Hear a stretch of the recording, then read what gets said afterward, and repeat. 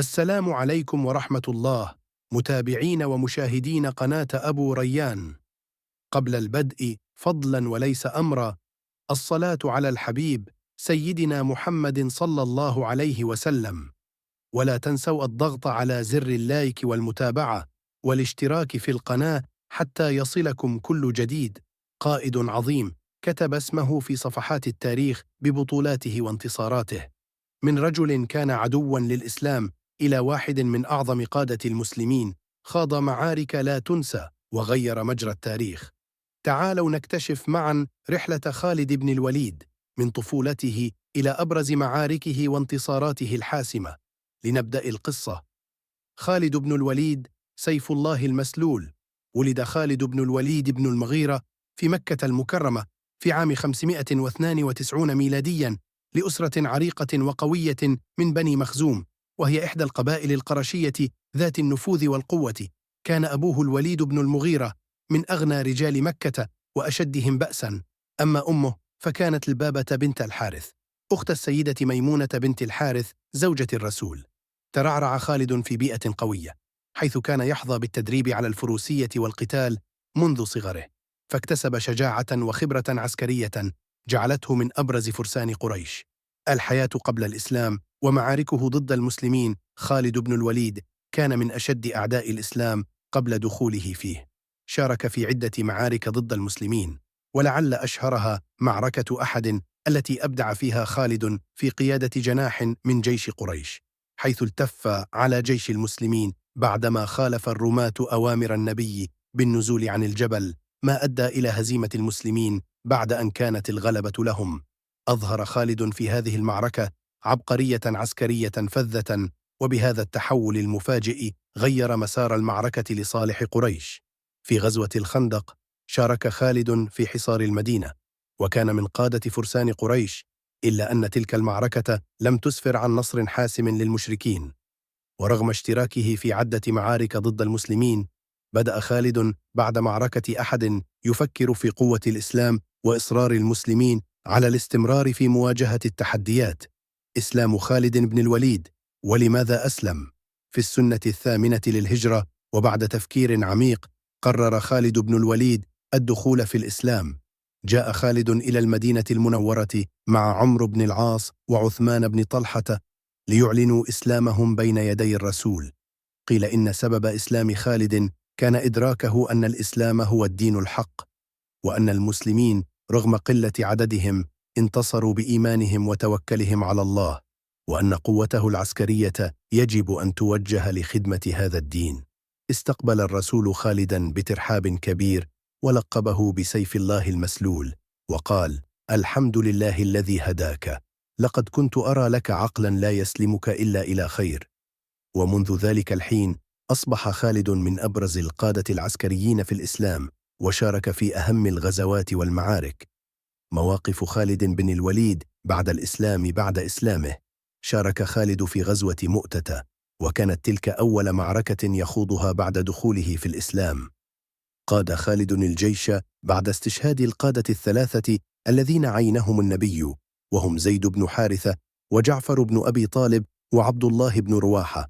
أظهر خالد براعة عسكرية غير مسبوقة في إعادة ترتيب الجيش والانسحاب به دون هزيمة، إذ تمكن من إنقاذ المسلمين من خسارة مؤكدة أمام جيش الروم الكبير. ثم شارك خالد في فتح مكة عام 8 هجرية، حيث قاد أحد ألوية المسلمين ودخل مكة دون قتال يذكر. كان فتح مكة نقطة فاصلة في تاريخ الإسلام، وشهد عفو الرسول عن قريش رغم كل ما فعلوه بالمسلمين، وكان خالد أحد الشهود على هذا العفو العظيم. في غزوة حنين أثبت خالد شجاعته مرة أخرى، حيث شارك في التصدي للقبائل التي حاولت مهاجمة المسلمين.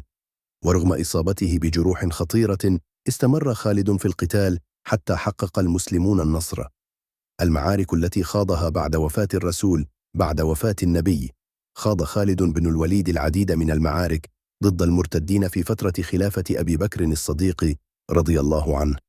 من أهم هذه المعارك حروب الردة، حيث قاد خالد الجيش الإسلامي في معارك حاسمة ضد القبائل التي ارتدت عن الإسلام بعد وفاة النبي.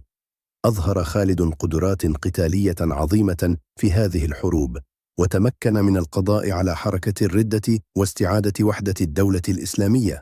بعد ذلك وجه الخليفة أبو بكر الصديق خالدا نحو فتح العراق وفارس. كان خالد القائد الأعلى لجيش المسلمين في هذه المعارك، واستطاع تحقيق انتصارات كبيرة في معركة القادسية ضد الفرس، ثم شارك في معركة اليرموك ضد الروم التي تعد من أكبر المعارك في تاريخ الفتوحات الإسلامية. خالد بن الوليد ومعركة اليرموك ضد الروم. معركة اليرموك كانت واحدة من أهم المعارك في تاريخ الإسلام، ودارت بين المسلمين والروم في العام.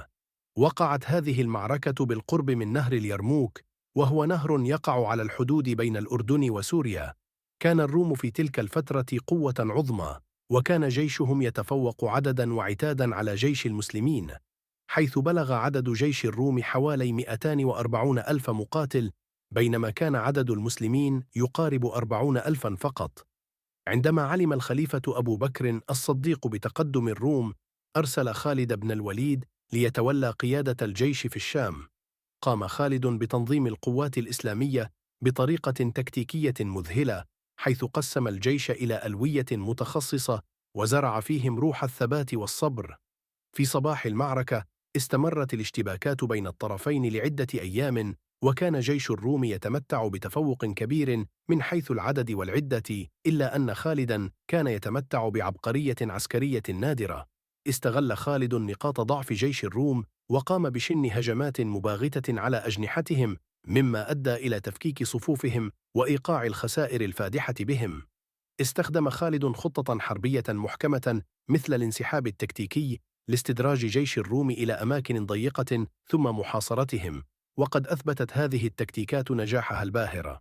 في النهاية، وبعد عدة أيام من القتال الشرس، تمكن خالد وجيش المسلمين من تحقيق نصر عظيم في معركة اليرموك، مما أدى إلى فتح بلاد الشام بالكامل وتثبيت نفوذ الإسلام فيها.